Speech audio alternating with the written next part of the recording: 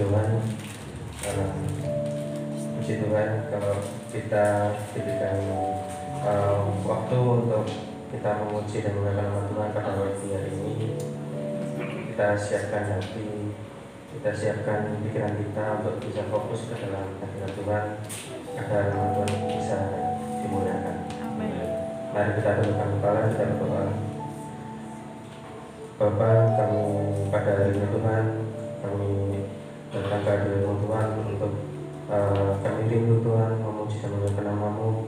Kami rindu Tuhan untuk bersyukur dengan-Mu Tuhan. Engkau memberkati masing-masing jemaat-Mu Tuhan yang datang dengan pergumulan atau masalah kami tidak tahu Tuhan. Kiranya Engkau yang memberikan rasa kelegaan Tuhan pada pagi hari ini Tuhan. Kemuliaan Tuhan boleh dinyatakan Tuhan pada pagi hari ini Tuhan. Tuhan memberkati Tuhan pelayan-pelayan-Mu yang akan bertugas pada pagi hari ini. Kami tahu Tuhan bahwa kami Tuhan banyak kekurangan, tapi Engkau yang menyempurnakan kepada kami pada pagi hari ini Tuhan. Engkau memberkati juga Tuhan pembicara yang akan menyampaikan firman-Mu Tuhan pada pagi hari ini. Kiranya setiap benih-benih firman yang akan didapatkan Tuhan boleh menjadi remah dalam hidup kami Tuhan. Terima kasih Yesus, kami akan memulai pada pagi hari ini Tuhan. Hanya di dalam nama Tuhan Yesus kami berdoa.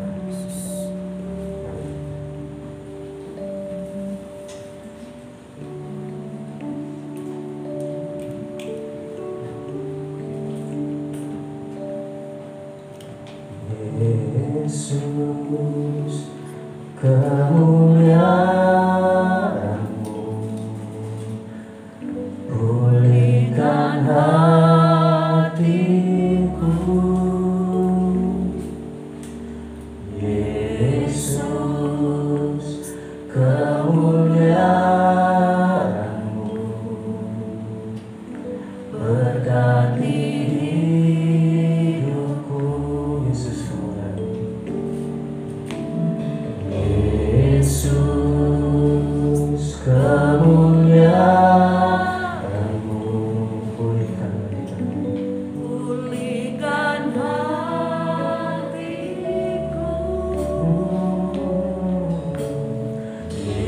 Yesus, kemuliaan-Mu berkati hidupku. Segala pujian syukur bagimu. Kau hadir dalam hidupku. Kini ku datang sujud di hadapan-Mu, memuji-Mu, menyembah-Mu. Yesus, ku menyembah-Mu. Berikan tepuk tangan saudara-saudara bagi nama Tuhan. Yesus, kemuliaan-Mu pulihkan hatiku. Yesus, kemuliaan-Mu berkati hidupku. Segala pujian, Segala pujian syukur bagimu. Kau hadir dalam hidupku. Kini ku datang sujud di hadapan-Mu, memuji-Mu, memuji-Mu,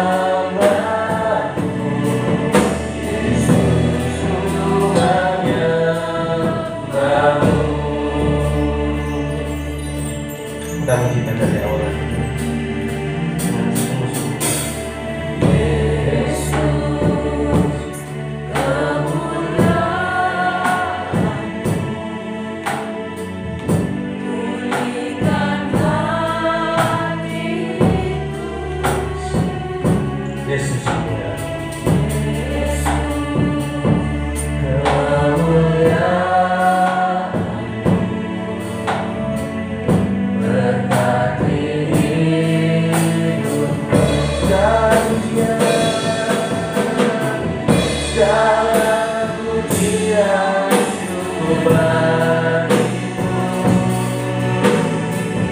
Kaulah di dalam hidupku. Ku datang sujud di hadapanmu, memujimu,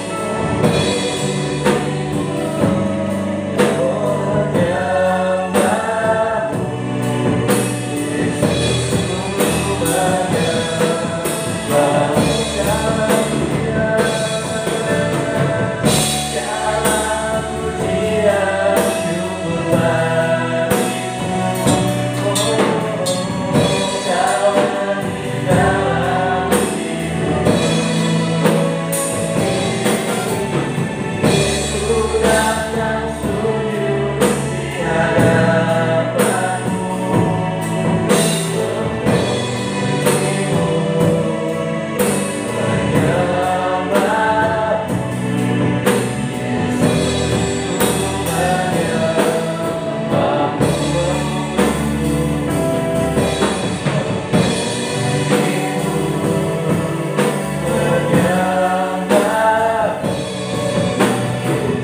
menyembahmu,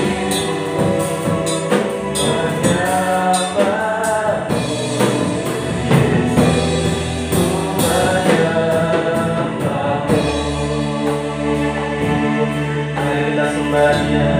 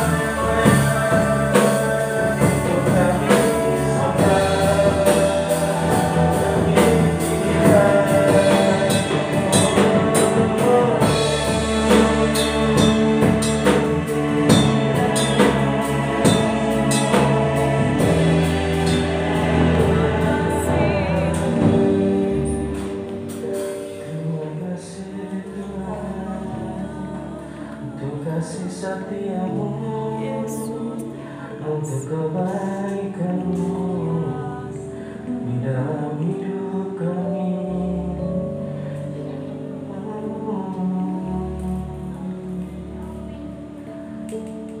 Menyerahkan kami Tuhan.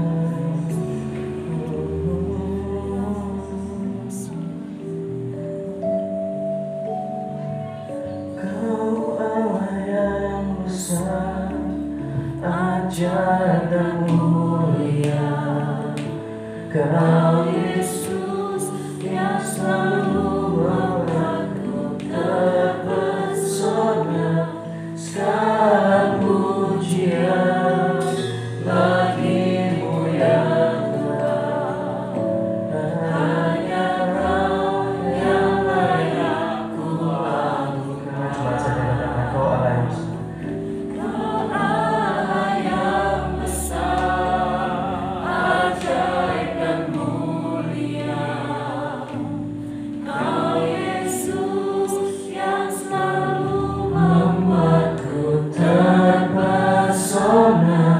Segala pujian bagimu ya Tuhan. Saya udah berdiri.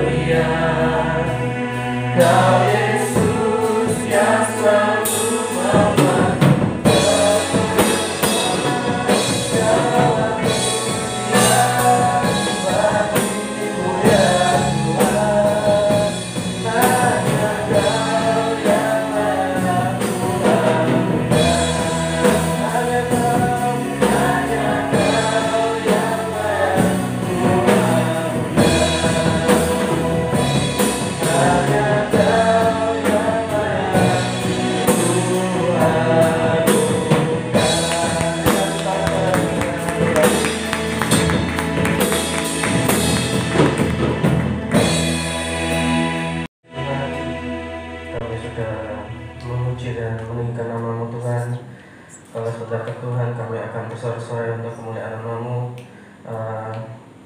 Tuhan memberkati jemaat-jemaat-Mu yang masih belum hadir. Tuhan, ke tempat ini Tuhan, Kau kiranya memberkati hingga sampai di tempat ini dengan selamat Tuhan, tanpa kekurangan suatu apapun.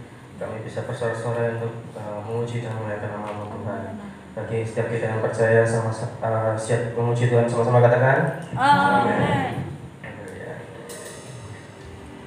Ada saudara-saudara? Amin.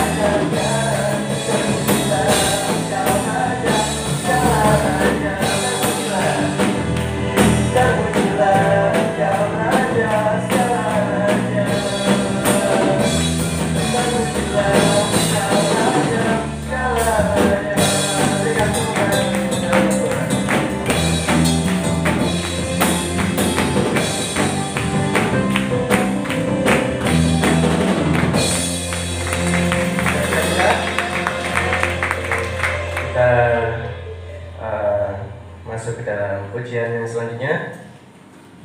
Ada semangat, Bapak Ibu? Amin.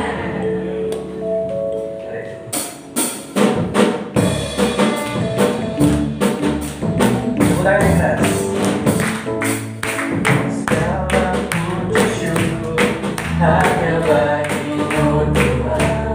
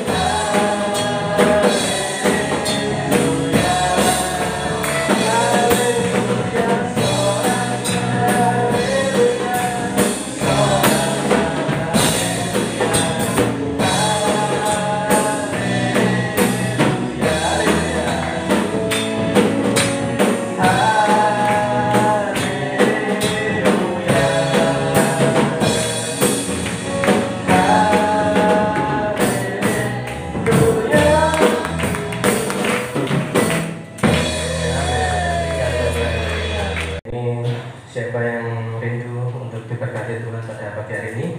Boleh angkat tangannya yang rindu diberkati Tuhan. Amin. Kita siapkan hati, kita akan mendengarkan firman Tuhan.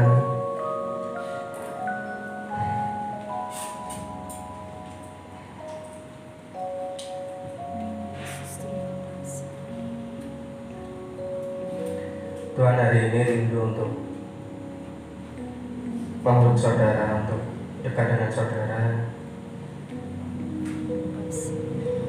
Seminggu ini bagi saudara yang letih, lesu dan berbeban berat, Tuhan Yesus siap buat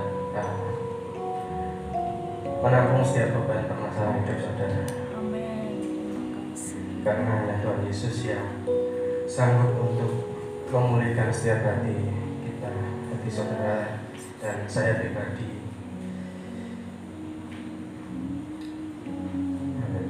Mari kita memuji dan memuliakan nama Tuhan. Kita sembah Tuhan, Allah yang kudus, Allah yang layak untuk kita tinggikan.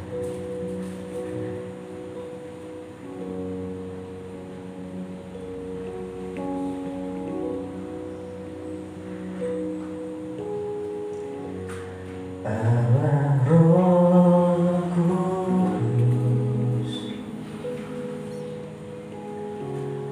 penuhi kami. Ku rindu Kau selalu dalam hidupku.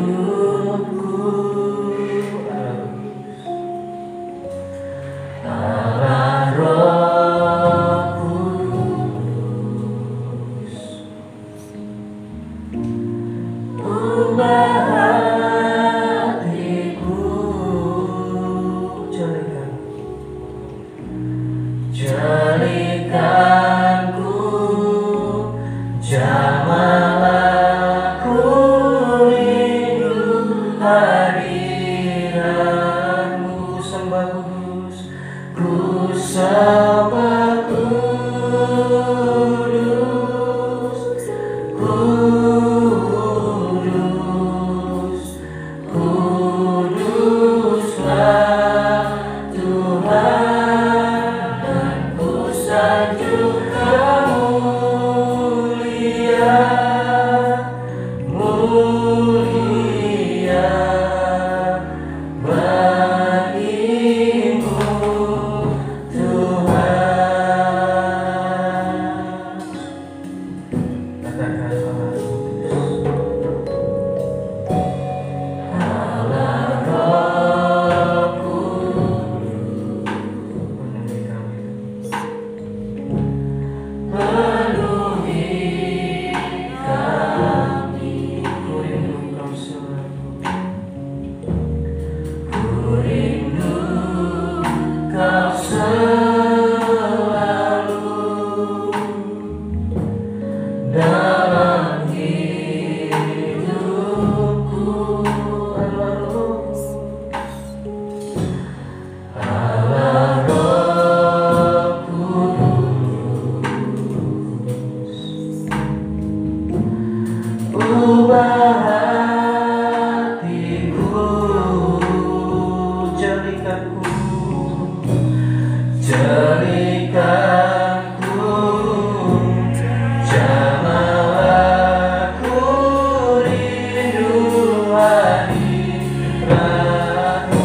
Sembah, ku sembah kudus, kudus,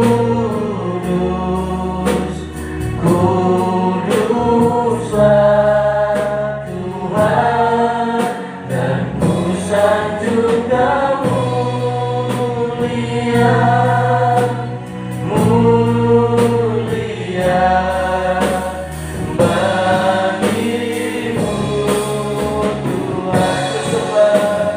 Ku sembah kudus,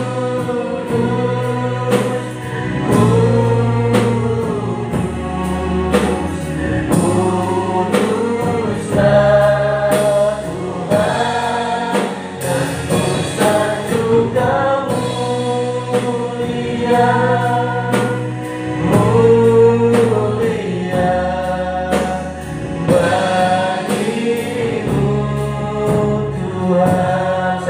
kembali berdiri. Katakan ku sembah kudus, ku sembah kudus, kudus, kudus Bapa Tuhan, dan ku sanjung Kau mulia, mulia bagimu Tuhan, ku sembah kudus. Saya serahkan kepada pembicara. Kudus Tuhan, dan ku sanjung Kau mulia, mulia bagimu Tuhan, ku sembah kudus,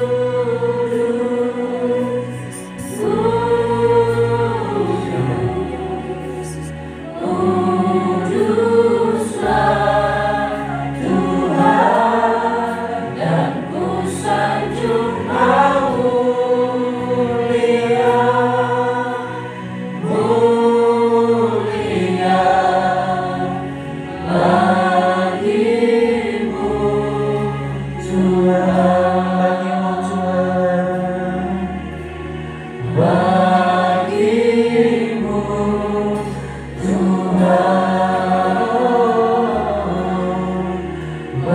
bagimu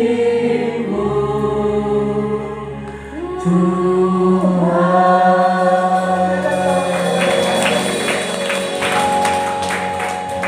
Dan bersyukur kepada Tuhan berpagi hari ini, karena kami masih boleh berada di dalam rumah-Mu yang kudus. Kami boleh menyembah Engkau, kami boleh mengagungkan Engkau, bersukacita di dalam hadirat Tuhan. Terima kasih buat waktu dan kesempatan yang Kau berikan bagi kami. Di mana saja kami mau belajar akan kebenaran firman-Mu. Tuhan, mari Engkau membuka setiap hati kami, sehingga kami boleh mengerti akan kehendak-Mu ya Bapa. Terima kasih Tuhan, terima kasih kami percaya setiap pujian yang kami naikkan boleh menyenangkan hati-Mu. Kami mau Engkau mengisi hati kami sepenuhnya dengan kebenaran firman-Mu. Terima kasih Bapa. Kami mengucap syukur di dalam nama Tuhan Yesus. Haleluya. Amin. Terima kasih kepada Bapak Gembala yang sudah mempercayakan saya untuk melayani pagi hari ini. Kita bersyukur ya, kita tetap ada seperti mana kita ada semuanya oleh karena kemurahan Tuhan dan kesempatan yang Tuhan berikan bagi kita. Bersyukur kemarin hari Kamis kita sudah merayakan kenaikan Tuhan ya. Kita bersyukur walaupun beberapa yang ada ya tim PAW yang beribadah, kita bersyukur karena kita boleh memperingati, mengingat akan kuasa Tuhan, yaitu kenaikan Tuhan ke surga. Puji Tuhan, pagi hari ini kita tetap akan membahas, belajar tentang kenaikan Tuhan ke surga. Kita melihat dalam Kisah Para Rasul pasal yang pertama. Sebelum Tuhan terangkat ke surga pada waktu itu, ketika Tuhan bersama dengan murid-muridnya ya, ketika Tuhan selesai bangkit setelah 40 hari, dia menampakkan kepada murid-muridnya ya, dia mengajar kepada murid-muridnya, menguatkan murid-muridnya, dan pada suatu hari dia akan meninggalkan mereka dan dia berkumpul dahulu dengan mereka ya. Kita baca ayat yang keempat sampai ayat yang ke-9. Kisah Para Rasul 1 ayat yang keempat dulu kita baca. Pada suatu hari ketika ia makan bersama-sama dengan mereka, ia melarang mereka meninggalkan Yerusalem dan menyuruh mereka tinggal di situ menantikan janji Bapa yang demikian katanya, telah kamu dengar daripadaku, sebab Yohanes membaptis dengan air, tetapi tidak lama lagi kamu akan dibaptis dengan Roh Kudus. Maka bertanyalah mereka yang berkumpul di situ, Tuhan, maukah Engkau pada masa ini memulihkan keadaan bagi Israel? Jawabnya, Engkau tidak perlu mengetahui masa dan waktu yang ditetapkan Bapa sendiri menurut kuasanya. Tetapi kamu akan menerima kuasa kalau Roh Kudus turun ke atas kamu. Dan kamu akan menjadi saksiku di Yerusalem dan di seluruh Yudea dan Samaria dan sampai ke ujung bumi. Sesudah ia mengatakan demikian, terangkatlah ia, disaksikan oleh mereka, dan awan menutupnya dari pandangan mereka. Puji nama Tuhan, saudara yang dikasih Tuhan. Jadi sebelum Tuhan terangkat, dia sudah mengasih wajahnya, dia ngasih janji ya, dia katakan kamu tinggal di sini dulu menantikan janji Bapa dan lain sebagainya. Dan yang terakhir dia katakan bahwa kamu harus menjadi saksiku ya kepada murid-muridnya. Untuk menjadi saksi di Yerusalem, di Yudea dan Samaria sampai ke ujung bumi. Selesai demikian, maka Tuhan terangkat ke surga. Saudara yang dikasih Tuhan, peristiwa kehadiran Tuhan dalam dunia ini, peristiwa Paskah adalah satu skenario dari Tuhan, dari Allah Bapa untuk menyelamatkan manusia. Ketika Tuhan hadir ya, Tuhan Yesus mati, bangkit, dan naik ke surga. Ini adalah satu paket yang tidak bisa dipisah-pisahkan. Kemarin sudah dibahas oleh Bapak Gembala ya, pada waktu hari Kamis ya. Adalah satu hal yang tidak bisa dipisahkan. Tuhan mati dan bangkit dan naik ke surga. Kita bersyukur kalau bangsa kita merayakan tiga hal ini ya saudara, tiga paket dari rencana Allah ini ya saudara. Sehingga kita bisa merayakannya, kita bisa beribadah di hari-hari yang agung seperti ini. Nah, saudara yang dikasih Tuhan, ini adalah rencana Tuhan. Sehingga Allah memberikan rencananya untuk menebus manusia. Ya. Bapak Gembala katakan ya, manusia ini berharga. Kita ini berharga, lebih berharga mana kita dari malaikat ya kemarin Bapak Gembala. Ya. Kita manusia ini diciptakan Tuhan segambar. Dan ketika manusia itu jatuh dalam dosa, itu merupakan satu kesedihan bagi Allah. Dan Allah mempunyai memikirkan bagaimana untuk membawa kita kembali kepada Dia, supaya apa yang Dia ciptakan, yang segambar dengan Dia, yang serupa dengan Dia, ya, tidak hilang begitu saja. Dia mau kembali kepada Allah. Tuhan mau manusia yang diciptakannya ini untuk kembali kepada Dia, kepada rencananya di awal menciptakan manusia. Ya. Itu sebabnya Dia, Allah Bapa mempunyai satu cara, mempunyai satu rencana untuk menyelamatkan manusia, ya, yaitu Tuhan Yesus harus turun ke dunia dengan melalui penderitaan. Dia harus menebus dosa itu, supaya setiap yang percaya kita boleh dikembalikan ya kepada Allah. Nah, saudaraku yang dikasih Tuhan, mengapa Tuhan Yesus harus kembali ke surga? Murid-murid pada waktu itu dikatakan, ya ini begini, ya. Dan aku akan kembali surga. Murid-murid masih sedih, aku barusan Tuhan bangkit ya. Sebentar lagi kita mau ditinggal lagi ya. Di dalam Yohanes pasal yang ke-16 itu ya, Tuhan katakan aku akan meninggalkan, aku akan kembali kepada Bapa. Mungkin murid-murid merasa sedih ya. Tuhan kemarin sudah kamu tinggal mati aja sudah tergoncang ya, rasanya sedih tidak karuan ya. Ketika Tuhan bangkit, waduh senanglah mereka ya. Pemimpinku bangkit lagi, hidup lagi. Dan Tuhan katakan sesaat lagi kamu lihat aku, aku akan kembali. Sedihlah mereka. Waduh, nang di mana gitu Tuhan? Kok tinggal aku lagi Tuhan? Nah, selagi yang dikasih Tuhan, maunya murid-murid Tuhan Yesus tetap ada di dalam dunia, menyertai mereka, membimbing mereka. Tapi tidak, karena rencana Allah tidak demikian. Rencana Allah Yesus harus kembali ke surga. Ya saudara, mengapa Tuhan harus kembali ke surga? Yang pertama, karena Tuhan Yesus memang berasal dari surga, dan ini adalah rencana Allah. dia harus kembali ke surga. Tuhan bukan berasal dari dunia ini. Kita mengingat kalau Natal ya, bagaimana Tuhan Yesus turun, bagaimana Allah itu turun. Yesus memang dilahirkan melalui Maria, tapi kita melihat sendiri bagaimana Maria mengandung tidak dengan unsur manusia. Benar-benar Allah itu turun ya, masuk di dalam rahim Maria. Nah, saudara yang dikasih Tuhan, itu sebabnya Tuhan harus naik kembali, karena memang dia bukan berasal dari dunia. Dia memang berasal dari surga. Dia hanya menjalankan visi dari Allah, misi dari Allah untuk penyelamatan manusia, untuk menebus manusia dari dosa. Nah, saudara yang dikasih Tuhan, hanya satu saja yang dilakukan oleh manusia. Kalau Tuhan datang ke dunia ini dengan skenario-nya Allah, dengan caranya Allah itu, dia sudah melakukan, ya, Tuhan sudah melakukan semuanya, menyelesaikan misi Allah itu dengan baik.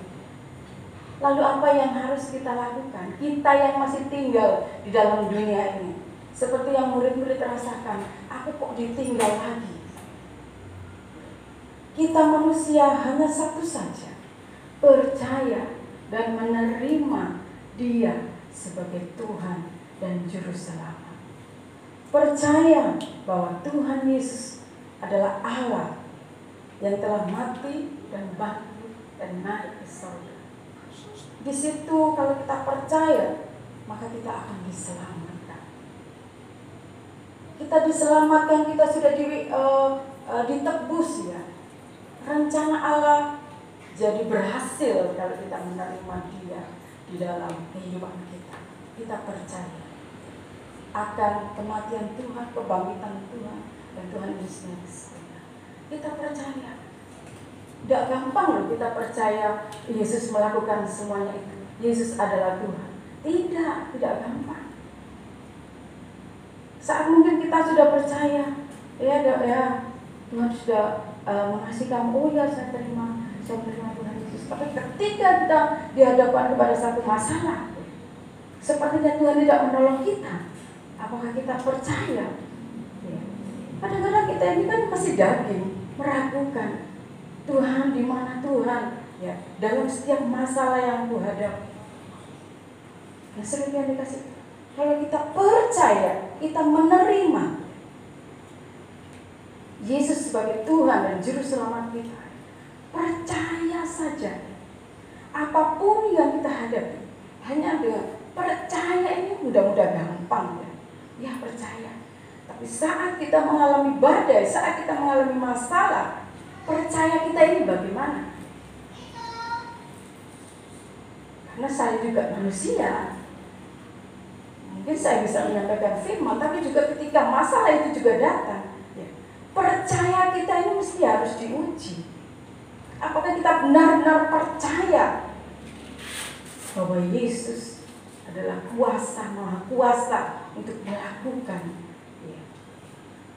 Nah, saudara yang dikasih Tuhan, kita hanya perlu percaya saja, tidak neko-neko. Tuhan tidak inginkan yang lain. Tuhan mau kita percaya saja. Tuhan Yesus sudah melakukan semuanya misi Allah, dan hanya percaya dan terima Dia sebagai Tuhan dan Juru Selamat.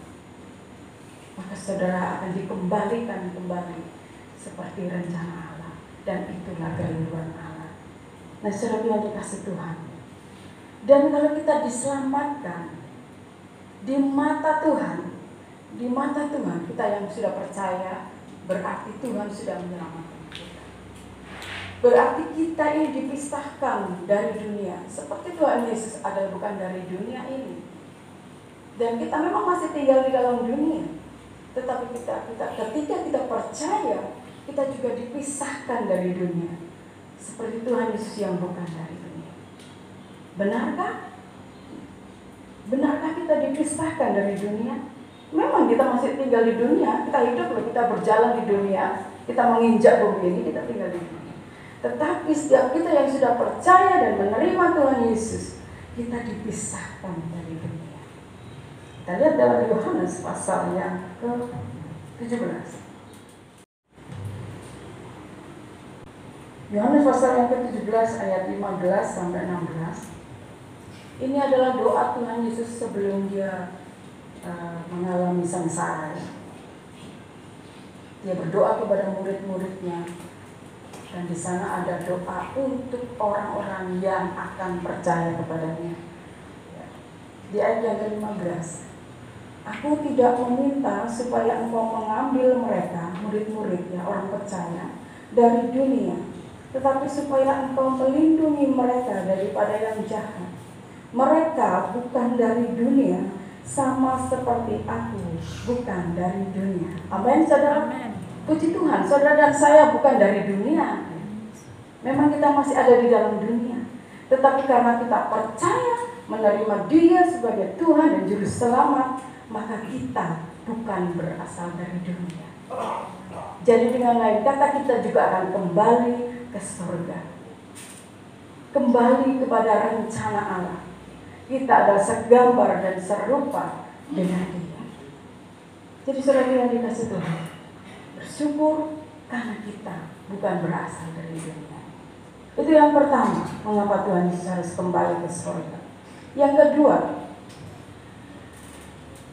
ayat yang sudah biasa kita dengarkan ya, kalau kenaikan Tuhan. Yohanes pasal yang ke-14 ayat yang kedua. Kemarin juga sudah dibahas oleh Kak Erna ya dalam ibadah kenaikan Tuhan. Di rumah Bapakku banyak tempat tinggal. Jika tidak demikian, tentu aku mengatakannya kepadamu.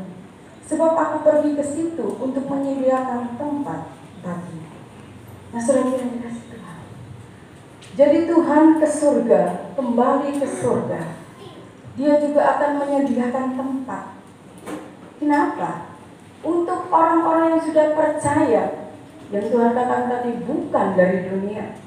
Meskipun kita dulunya dari dunia, kita lahir secara duniawi, tetapi karena kita percaya, iman kita sudah dibenarkan, jadi kita bukan berasal dari dunia, dan kita akan kembali ya, ke tempat Yesus berada. Jadi Tuhan menyiapkan tempat di sana untuk saya dan saudara yang sudah tadi dipisahkan dari dunia ini. Ya. Jadi kita disiapkan tempat oleh Tuhan di sana. Kalau ayat ini sering dibacakan ketika di Adiasa, ya. Kalau sudah di Adiasa, ini ayat ini selalu dikasih tahu ya, supaya apa? Menghibur keluarga bahwa kita akan kembali ke sana. Nah, saudara yang dikasih Tuhan, hal ini adalah benar ya. Saya pernah membaca satu kesaksian bahwa ada seorang anak Tuhan yang kayaknya mati suri gitu ya, terus akhirnya dia ke sana ya, ke surga, dan dia benar-benar melihat ada rumah-rumah gitu. Saya tidak tahu ini siapa ya, saya sudah lama sekali saya baca kesaksian ini ya. Jadi dia melihat benar-benar ada rumah-rumah. Nah, lalu ketika ada satu rumah yang masih dibangun, dia tanya kepada malaikat, "Loh, ini kok rumahnya masih dibangun, kok belum jadi?" Itu buat kamu yang belum selesai gitu. Jadi kamu harus kembali pulang dulu, selesaikan ya rencana Allah dulu. Kalau rumahmu sudah jadi baru kamu balik.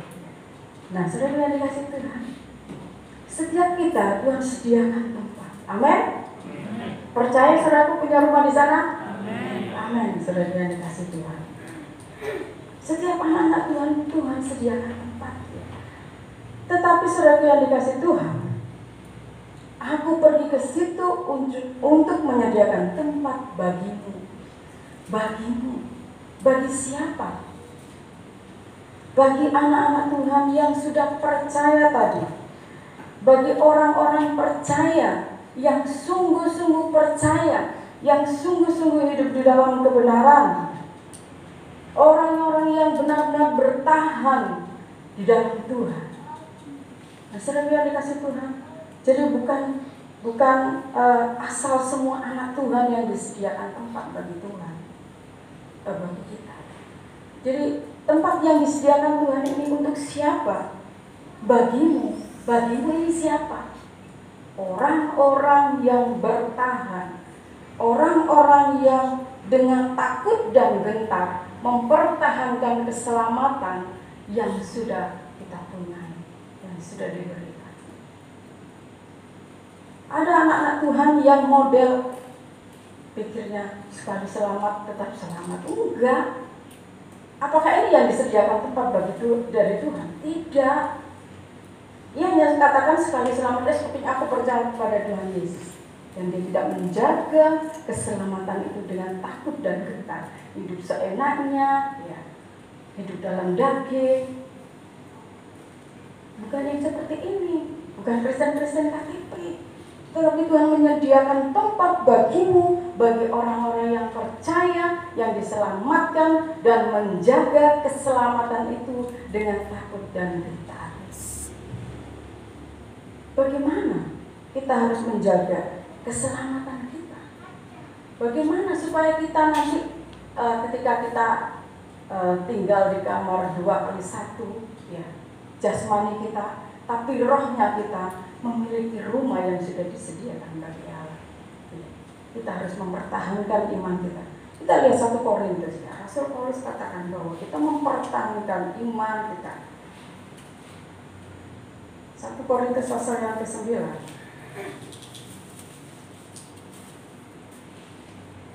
Supaya kita mempunyai rumah yang disediakan Tuhan bagi kita, maka kita juga harus menjaga keselamatan dengan tidak mudah. Ayat yang ke-26, 1 Korintus 9 ayat 26-27, demikian firman Tuhan. Sebab itu aku tidak berlari tanpa tujuan, dan aku bukan petinju yang sembarang saja memukul, tetapi aku melatih tubuhku dan menguasainya seluruhnya, supaya sesudah memberitakan Injil kepada orang lain, jangan aku sendiri ditolak. Nah, saudara yang dikasih Tuhan, menjaga keselamatan kita ini, Rasul Paulus gambarkan seperti orang yang berlatih. Dia tidak saja lari ngawur tanpa tujuan, tidak. Dia berlari dalam satu pertandingan. Dan sebelum dia mengalami pertandingan, dia harus latihan lari. Mengelilingi mungkin si Doyoso ini 100 kali setiap hari. Berlatih. Tidak asal saja berlari tanpa tujuan. Menang-menang melayu, mutari si Doyoso. Bukan seperti itu. Dan juga dia tidak asal saja memukul seorang petinju. Dia harus berlatih. Saya melihat video dari Bapak Daud Tommy, dia mengajarkan anaknya cewek untuk belajar tinju. Masih umur 10 tahun, tapi tinjunya kayak gitu. Oh, dahsyat. Dilatih. Jadi tidak sembarangan saja. Kecuali kalau anak kecil ngamuk, dipukulin, nah itu ngawur ya. Tapi seorang petinju dia harus berlatih. Ya, ini sama dengan kita menjaga keselamatan kita ini tidak gampang. Harus ada latihan. Itu sebabnya setiap ada masalah itu latihan. Masalah-masalah yang kita hadapi itu latihan. Untuk kita tetap menjaga keselamatan kita. Dan melatih tubuhku, menguasainya seluruhnya. Kita harus menguasai tubuh kita, menguasai kehidupan kita. Tapi kadang-kadang hal kecil saja yang membuat kita sakit hati lah, membuat kita tersungging lah, itu pasti membuat kita bete lah, galau lah. Itu hal-hal yang kecil, tetapi kita harus bisa menguasainya. Karena iblis itu setiap hari menggoda kita. Satu kali saya ini tidak tahu, tiba-tiba ada kayak gitu godaan iblis, membuat saya harus mangkel. Tiba-tiba saya ingat satu orang, terus iya dia itu kok gini. Jadi saya itu mangkel gitu ya. Kalau ada sedikit kepahitan dalam kehidupan kita, pasti ada aja dalam hidup ini tuh yang nggak sejahtera. Ya. Moro-moro kesenggol lah, moro-moro jatuh lah. Ya, saya bolak-balik kejedot. Kenapa saya ini kok kejedot kepala, kejedot kaki, ya. Ngambil ini jatuh, itu jatuh. Nah, lalu saya diam sambil melakukan tugas rumah tangga. Saya diam, kenapa Tuhan kok ada? Ya. Saya diem aja. Mari kejedok, ketatap sikilku. Joko ini kelontangan logor kagak. Apa Tuhan? Lalu Rasul bilang, ngapain hatimu kamu penuhi dengan kepahitan? Wih, saya kaget. Saya kaget. Oh iya Tuhan. Tadi itu cuma ngomong-ngomong, aku alasan ya, dengan Rasul itu masih alasan. Maksud saya cuma ngomong Tuhan, yo aku memang gak senang caranya seperti ini ya. Tapi itu sudah mencemari hatimu. Aduh saya minta ampun Tuhan, ampuni saya. Ampuni saya. Itu adalah pekerjaan iblis untuk membuat kita ini tidak hidup di dalam kebenaran, tidak menguasai kehidupan kita sepenuhnya. Kalau kita biarkan, oh ya Tuhan menjengkelkan, merugikan, ya aku mantul lah Tuhan. Kalau kita tetap seperti itu kita membuka celah, itu membuat kita tembus dari serangan musuh. Kita tidak menguasai kehidupan kita. Seringkali iblis itu menggencar saya itu. Satu, mengingat masa lalu. Masa lalu, kamu itu dulu gini. Nah, kayak gitu. Jadi aku ya Tuhan, kok gini. Nah, tapi untungnya kita bersyukur, kita punya Tuhan ya. Kita punya firman, kita punya Roh Kudus yang mengingatkan kita. Seringkali diingatkan, tidak seperti itu. Aku sudah ditebus dengan darah Tuhan ya. Dan semua dosa masa lalu sudah dihancurkan. Tuhan sudah menghapuskan semuanya. Kita sudah dibenarkan. Yang merah sudah diganti dengan putih oleh Tuhan. Nah, saudara yang dikasih Tuhan, itu serangan-serangan iblis. Jadi kita harus menguasai kehidupan kita supaya kita juga bisa mengendalikannya. Dan ketika serangan-serangan iblis itu datang, kita bisa melawan dengan firman Tuhan. Kasih Tuhan, biar kita menjadi orang-orang yang bertahan. Kita menjaga keselamatan dengan takut dan gentar. Kita menguasai kehidupan kita sehingga kita menjadi orang Kristen yang tidak sekali selamat tetap selamat ya. Karena itu tidak ada bagian di dalam rumah yang disediakan bagi Tuhan. Mengapa saudaraku kita harus melatih menguasai kehidupan kita ya. Supaya seandainya ya kita tidak lama di dunia ya, mungkin Tuhan panggil, mungkin usia kita sampai di sini ya mendadak gitu. Karena kita nggak tahu ya, antrian kita mau berapa kan nggak tahu ya. Kalau pas antrian itu sudah datang ya. Jadi kita harus pulang. Tuhan katakan rumahmu kalau belum jadi ya belum, nanti kalau sudah jadi ya kamu pulang. Ada satu kesaksian saudara saya, sepupu saya itu waktu dia masih sekolah di teologi ya, sepupu saya di Jakarta ya. Di mana itu dia mengalami kecelakaan naik angkot yang jekur jurahan. Ya untungnya dia nggak meninggal, cuma pingsan. Ya. Nah saat dia pingsan, dia itu melihat satu cahaya. Terus dia ikutin cahaya itu semakin hari semakin terang. Dan akhirnya dia melihat pintu surga ya. Terbuat dari emas ya, berkilauan begitu ya. Lalu ada dua malaikat yang di depan pintu gerbang gitu ya, dengan membawa buku besar ya. Lalu dia mau masuk, si malaikat bilang, kamu kemana? Saya mau masuk ke situ loh. Nah, Pak, itu loh bagus pintunya kok, dari emas ya berkilauan, aku mau masuk ke situ.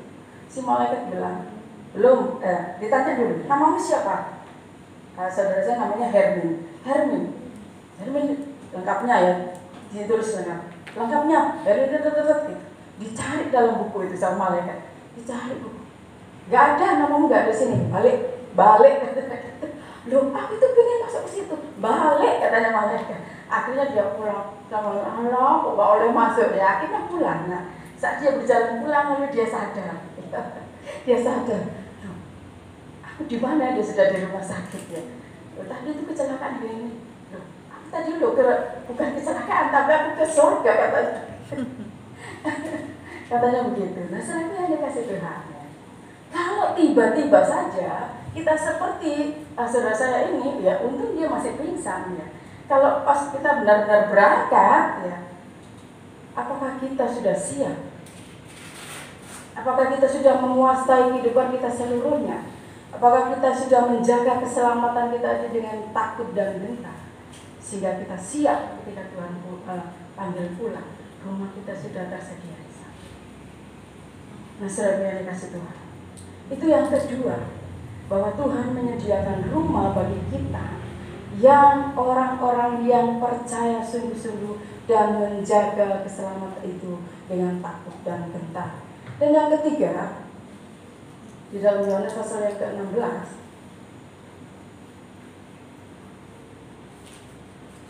Yohanes 3 ayat yang ke-16, Yohanes pasal 16 ayat yang ke-7 maksud saya ya. Yohanes pasal 16 ayat yang ke-7, demikian firman Tuhan.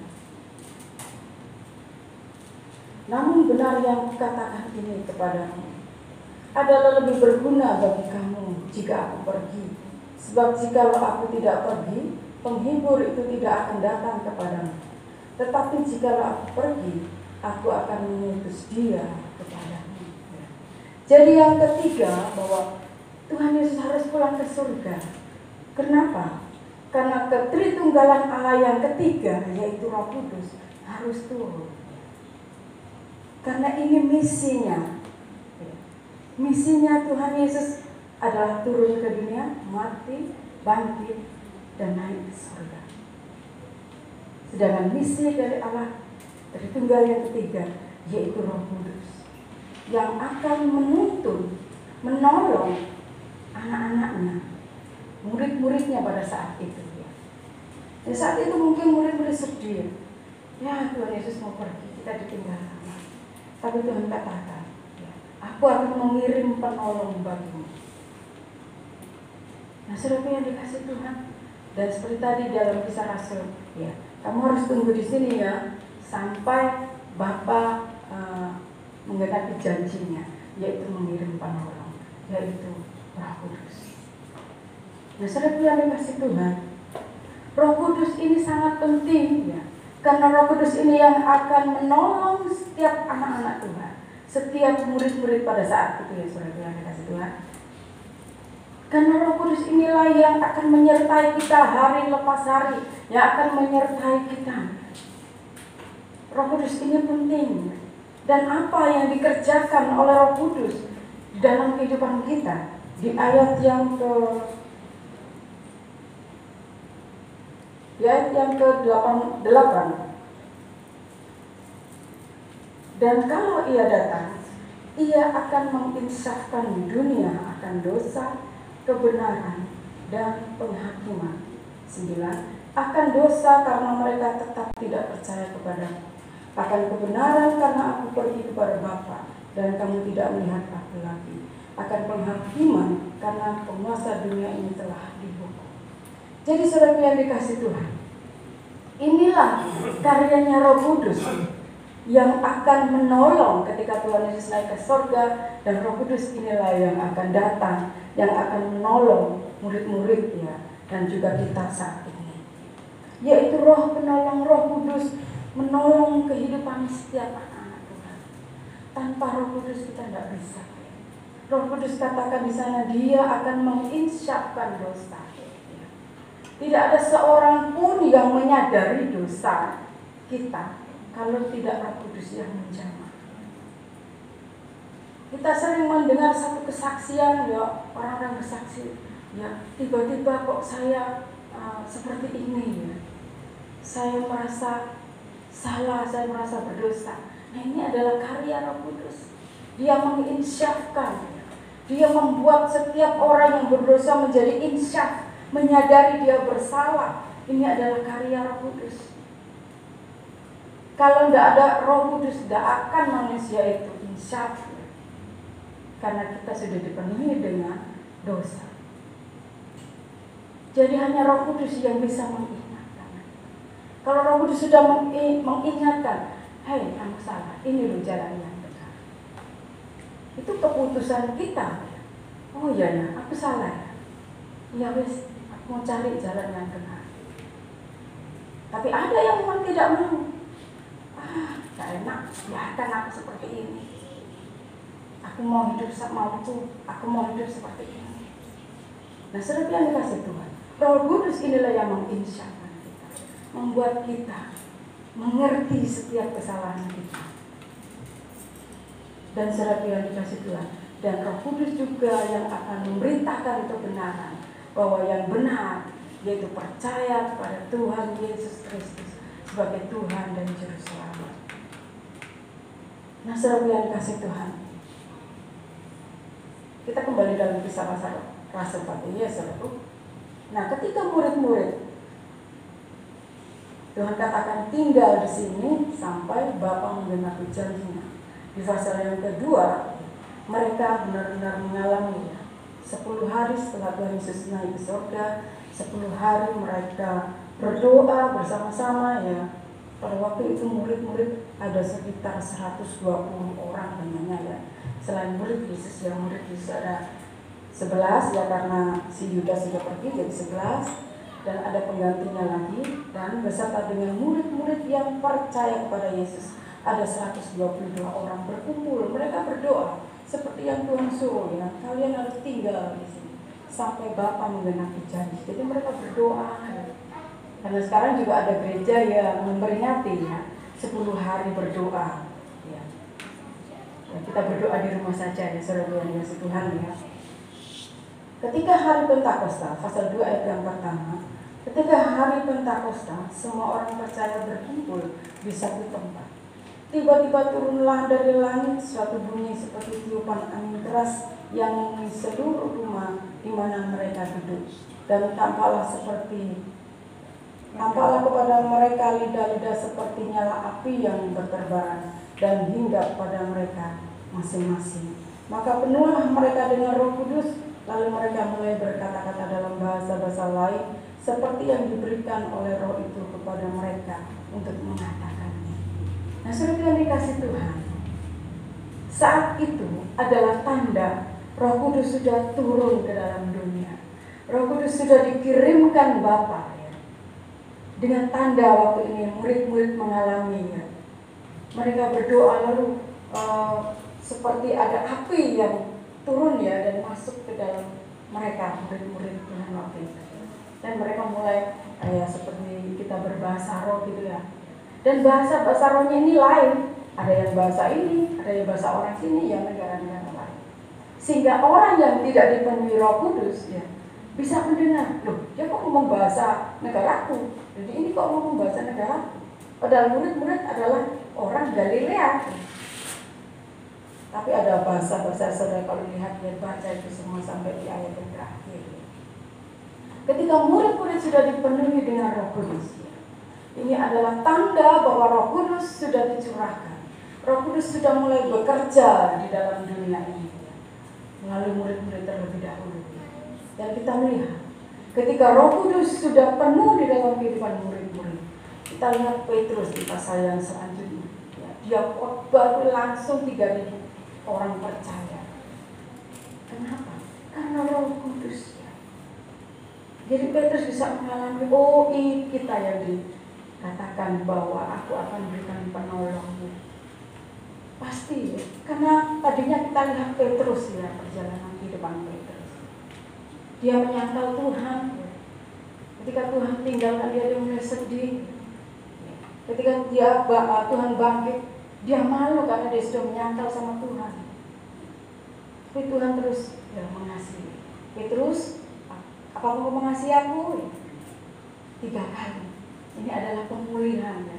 Petrus yang tadinya mungkin malu, takut, berdosa ya. Dan itu. Dan di hari pencurahan Roh Kudus, Petrus dipenuhi dengan Roh Kudus, dan sekali dia berkhotbah, ya, dia menyampaikan firman, 3.000 orang percaya. Ini adalah karya Roh Kudus. Yang mungkin kita tidak seperti Petrus, tetapi tetap kita yang percaya kepada Yesus Kristus sebagai Tuhan dan Juru Selamat, kita diberikan rohnya, roh penolong, yaitu Roh Kudus dalam kehidupan kita, yang mengingatkan kita, yang selalu menginsyafkan kita akan dosa. Seperti yang saya katakan tadi, setiap kali iblis itu menyerang kita, melalui pikiran kita, melalui hati kita, membuat cemar, tapi Roh Kudus selalu ingatkan, inilah karyanya, di dalam setiap kehidupan kita. Bagaimana kita bisa mengenal Roh Kudus dalam kehidupan kita? Kita harus selalu berdoa. Kalau kita nggak pernah berdoa, bagaimana kita tahu? Bagaimana kita mengenal? Kita harus sediakan waktu kita untuk berdoa, membaca firman Tuhan, kita berdoa. Roh Kudus yang akan membimbing kehidupan kita. Tanpa Roh Kudus kita tidak akan mampu. Kemarin kita pelatihan itu, WA Singer, hubungan intim dengan Tuhan itu yang membuat kita mengenal, mengerti apa maunya Tuhan. Oleh karya siapa? Ya karya Roh Kudus dalam kehidupan kita. Jadi apa yang saudara lakukan, apa yang saudara pikirkan, apa yang saudara katakan, Roh Kudus tahu. Dan kalau saudara ada orang-orang yang percaya, menyimpang sedikit, Roh Kudus langsung seperti yang saya katakan tadi. Sejak kali iblis menyerah, Roh Kudus kembalikan kembali. Jangan seperti itu. Roh Kudus menegur kita. Jadi miliki hubungan yang baik dengan Tuhan, dengan cara kita selalu berdoa, dengan kita membaca firman Tuhan, ya, dan percaya, undang Roh Kudus terus. Mungkin yang belum bisa berbahasa roh, ya saudaraku, terus katakan, Tuhan, aku ingin berbahasa roh, ya, saya berdoa sambil belajar, yang kita memuji, menyembah, ya. Nah, saudara yang dikasih Tuhan, yang belum bisa berbahasa roh, ya, jangan minder, jangan berkata, wah, aku nggak punya Roh Kudus. Bukan, saudara, bukan seperti itu. Walaupun kita belum bisa berbahasa roh, tapi Roh Kudus tetap ada di dalam kehidupan kita. Kenapa? Karena kita sudah percaya kepada Yesus sebagai Tuhan dan Juru Selamat. Jadi Roh Kudus tetap ada di dalam kehidupan kita, sehingga Dia yang mengingatkan kita supaya kita tidak keluar dari jalur, tidak menyimpang ke kanan dan ke kiri. Kata Bapak Gembala beberapa waktu yang lalu. Nah, saudara yang dikasih Tuhan, biarlah kita bersama-sama untuk tetap terus menjaga, ya, apa yang Tuhan sudah sediakan, yaitu Roh penolong dalam kehidupan kita. Kita terus di dalam kehidupan kita bisa berdoa, kita bisa berkomunikasi dengan Roh Kudus, sehingga Dia tetap ada di dalam kehidupan kita. Puji nama Tuhan, saudara. Itu 3 hal yang bisa saya sampaikan tentang kebangkitan, kenaikan Tuhan dalam kehidupan kita. Bila kita bersama-sama menyadari dan tetap tinggal di dalam iman kita. Puji nama Tuhan, saya percaya, saya persilakan kepada Bapak Gembala. Shalom. Ya, hari ini kita diingatkan lagi mengenai kenaikan Isa Al-Masih. Kalau orang dunia mengatakan, tapi kita dengan iman kita mau mengatakan, kita memperingati kenaikan Tuhan kita Yesus Kristus di surga. Amin. Hari ini bukan satu kebetulan, ya. Terus kita diingatkan, ya. Kalau berarti ada 2-3 renungan yang membawa kita untuk merenungkan hal tersebut, bahwa ada maksud Tuhan untuk kita pelajari, kita renungkan. Oh, ternyata Tuhan tuh maunya begini. Iya. Memang hari-hari ini, sekarang sudah bulan Mei, memasuki nanti bulan depan semester kedua dari tahun ini. Iya, semakin berat dan semakin berat. Tapi hari ini kita diingatkan sekali lagi, kita sudah punya tempat di surga. Amin. Amin. Kemarin saya guyon waktu hari Kamis, ya, hari kenaikan yang bertepatan dengan Idul Fitri. Jangan kita pernah mau digeser tempat kita kalau kita sudah punya nomor di sana. Iya. Kemarin saya tanya sama Doni, Don, kamu mau yang pojok atau yang tengah? Iya. Jadi kalau kita sudah punya tempat, jangan pernah mau digeser. Tapi perkara rumahnya jadi atau belum, yaitu urutannya tadi, ya. Tuhan maunya kita tetap dan terus mengerjakan dengan takut dan gentar. Amin. Yang melayani semakin melayani. Yang jemaat jangan hanya sebagai jemaat, tapi terus dan terus. Ya. Kemarin kita pelatihan mengenai WL Singer tim PAW. Ya. Kenapa kita diciptakan Tuhan? Garis merahnya ternyata juga berkaitan. Ya. Pada waktu Adam jatuh, waktu Tuhan menciptakan manusia, Adam. Saya katakan kemarin, karena Tuhan mau manusia menyembah Tuhan. Benar? Kalau nggak gitu Tuhan menciptakan yang lain. Tuhan maunya disembah, karena kita menjadi penyembah-penyembah. Maksud tujuan Tuhan begitu. Dalam perjalanannya dirusak oleh iblis sehingga terpisah. Dan Tuhan itu selalu kangen dengan manusia. Seperti orang tua kangen anak. Jadi yang kangen Tuhannya. Waktu Tuhan bertanya kepada Adam, Adam, di mana engkau? Kira-kira Tuhan tahu nggak Adam di mana? Tahu. Tapi dia sudah bertanya kepada manusia, di mana? Tuhan yang cari.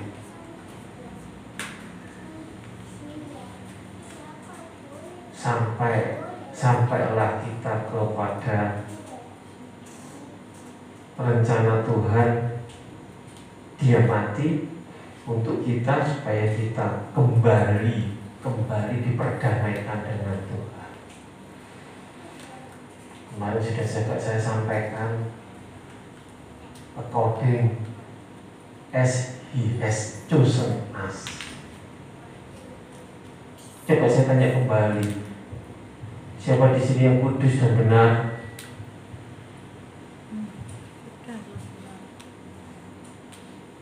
Iya.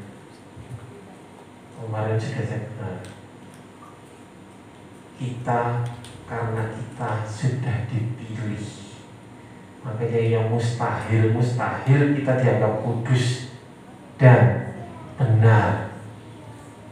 Tapi kita sudah dipilih sehingga kita menjadi kudus dan benar. Sehingga pada waktunya nanti kalau kita pulang ke rumah Bapa, di situ ada tempat, ini tempatnya si A, tempatnya si B, ini tempatnya si A, tempatnya si B.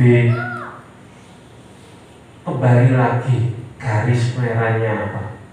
Karena Tuhan ingin ketemu kita. Benar. Karena Tuhan ingin disembah. Karena kita ini makhluk ciptaan Tuhan yang Tuhan selalu ingin, selalu terus mau bergaul. Ya.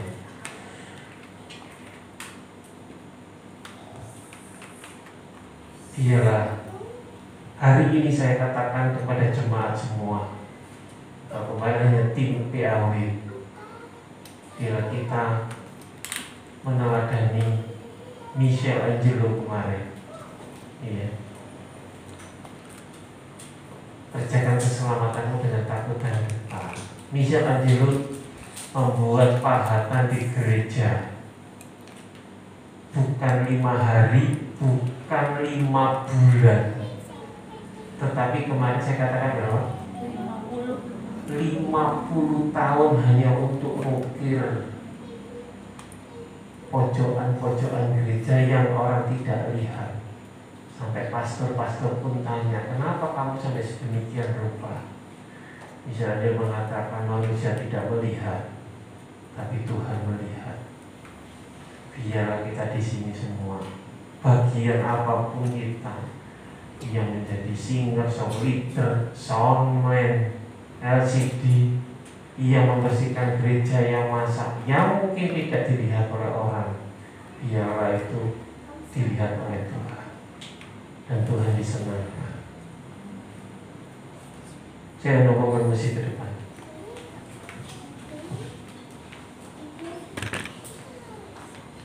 Bersukacitalah, berbahagialah. Kita terus diingatkan menjadi orang yang berbahagia karena kita sudah punya tempat dan kita sudah dipilih. Dan kerajaan Allah itu bukan hanya pada waktu kita di surga, tapi di bumi pun seperti di surga. Amin. Karena kita mempunyai 5 rumah, 3 rumah, 10 mobil sport, tapi biarkan nama kita tercantum kerajaan surga. Amin. Saya sudah mati berdiri.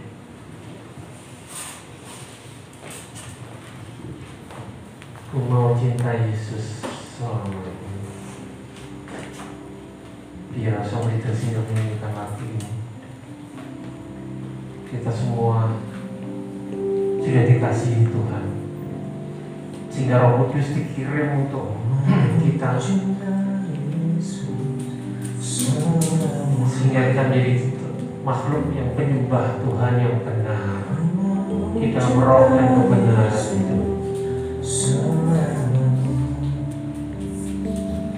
Tuhan selalu rindu untuk hidupkannya.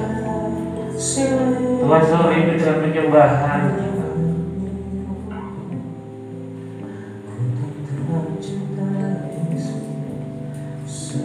Kalau murid-murid Tuhan pada waktu Yesus terangkat di surga, di ayat 9 dikatakan,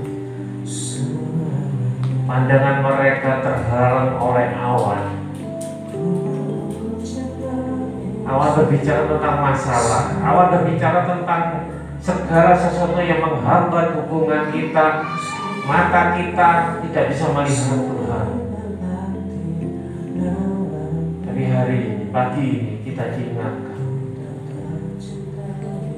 kita akan berjalan, menjalani kehidupan bersama Roh Kudus yang sudah diutus oleh Allah Bapa di surga. Roh Kudus itu tidak jauh, Dia ada di dalam kita.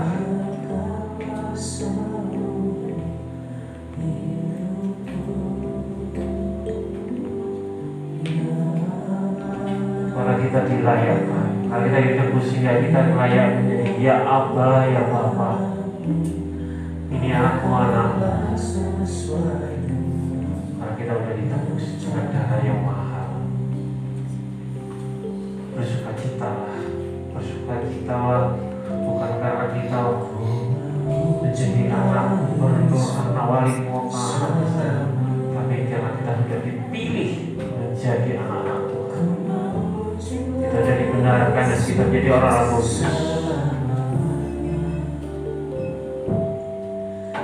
Meskipun badai silih berganti dalam hidupku, ku tetap cinta Yesus selamanya. Katakan dengan bangga, ya Bapa, ini aku Tuhan anakmu. Serahkanlah seluruh hidupku. Ya Bapa, ini aku anakmu, maka sesuai dengan rencanamu. Ku mau cinta, ku mau cinta Yesus selamanya. Ini doa kami Tuhan.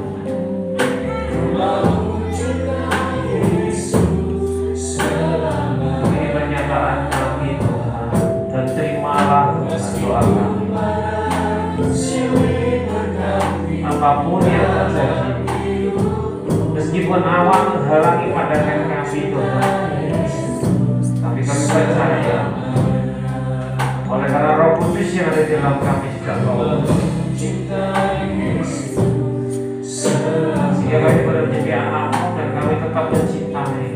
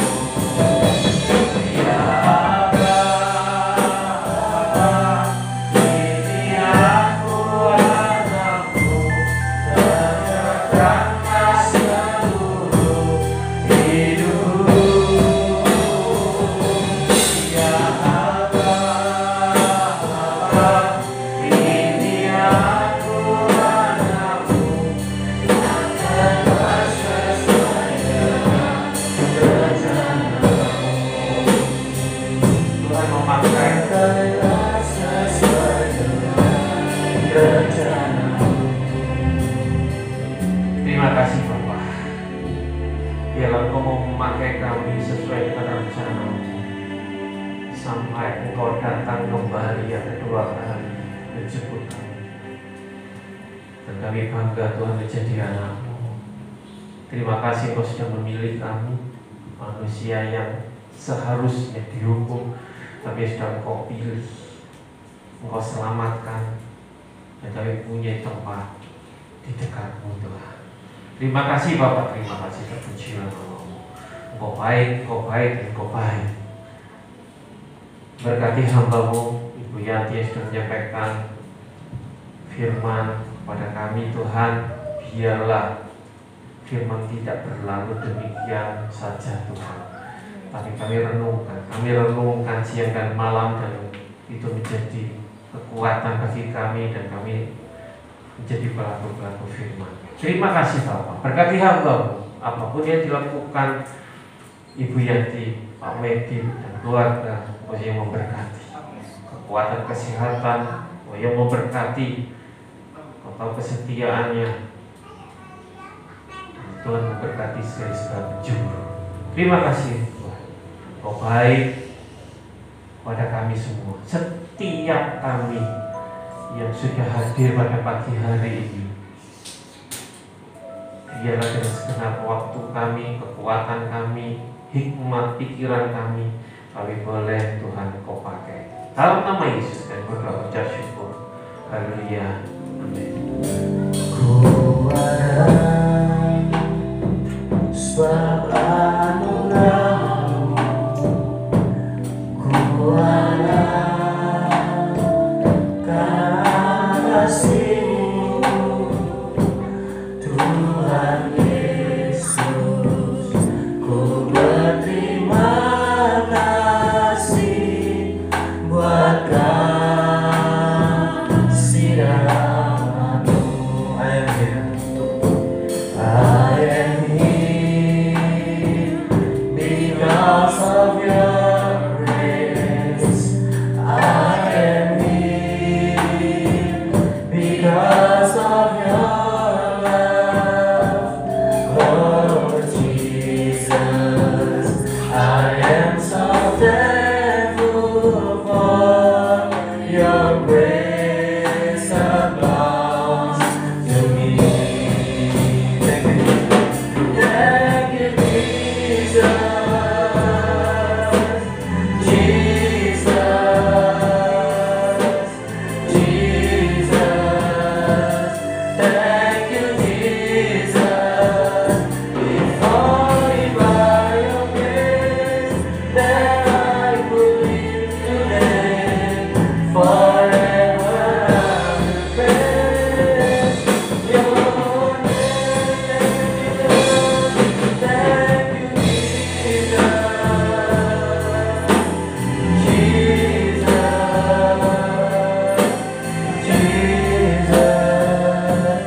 Thank you, Jesus.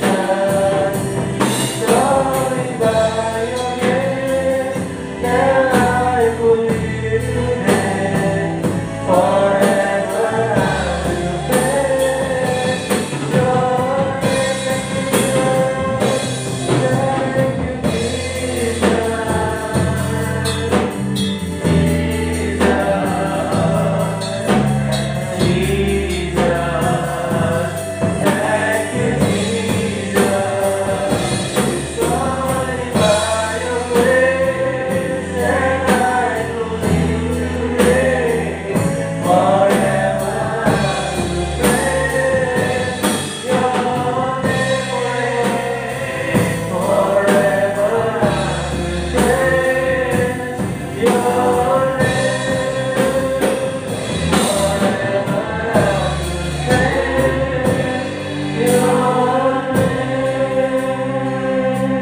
Selalu dan akan selalu kami memuji Engkau Tuhan, karena nama-Mu kudus, nama-Mu mulia Tuhan.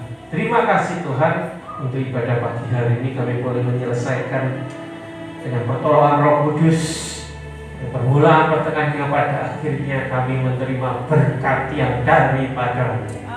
Terima kasih Bapak, terima kasih. Berkati setiap pelayan Tuhan yang ambil bagian dalam ibadah pagi hari Tuhan, jadilah mereka tidak pernah sia-sia. Tuhan yang memberkati. Demikian juga untuk jemaat Tuhan yang kecil besar sampai yang lanjut usia, Tuhan yang memberkati dalam nama Yesus. Diberkatilah keluar masukmu, diberkatilah pekerjaanmu, diberkatilah usahamu, diberkatilah apa yang kau kerjakan. Terima kasih Bapak, terima kasih. Biarlah Tuhan aktivitas kami besok akan dimulai, yang bekerja, yang berusaha, Tuhan yang memberkati.